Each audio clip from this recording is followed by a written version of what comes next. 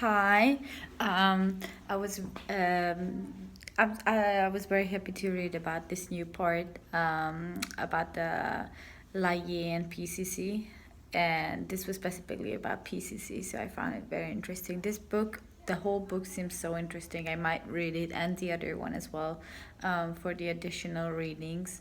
So my takeaway from this one, so this was mostly about the history of the PCC. So it was very interesting to learn it. Like I didn't know about Elder Coley for but we talked about him a lot in class and how it was his vision um, that there will be a courthouse for Maoris and for all the other Polynesians here in Laie.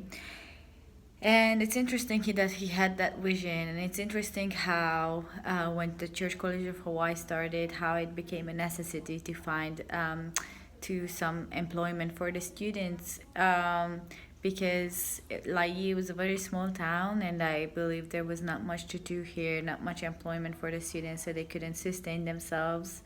Um, and then came the idea of creating this Polynesian center, or like Polynesian dances. And first they started just taking the dancers to town to perform, but then they connected with the Hukilau, and then they started. I didn't know, so there's something new I learned. I didn't know that first they started building PCC between campus and the temple. So where the temple you apartments are. So that's interesting. But it makes sense why they moved it down closer to the ocean, because there were taro fields and it was more wet, more possibility to do water type of activities and things like that.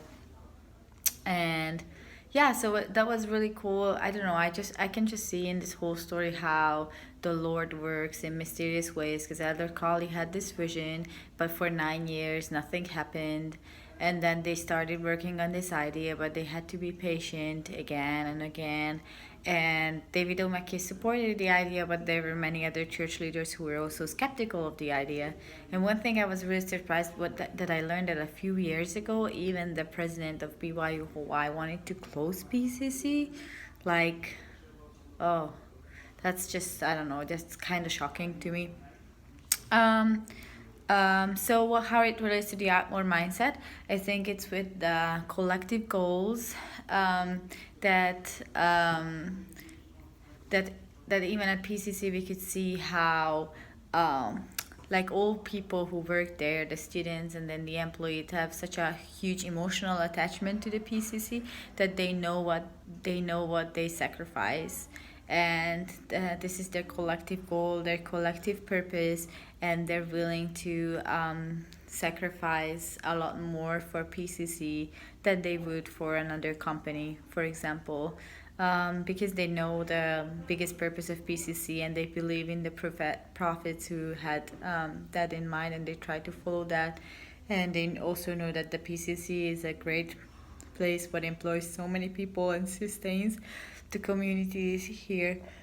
So that's why they work towards it. Something I didn't really understand when it talked about the trade unions and stuff like that, and I'm not really an expert on that field, but it was interesting that because the wages were low, first they were thinking about creating trade unions, but then they didn't make this stuff. So I'm just saying I didn't really understand this part. So if anyone would like to clarify this for me, or maybe we'll learn more about this in the presentation, I don't know, but that just seemed interesting. So yeah, so I'm excited to hear the presentation today.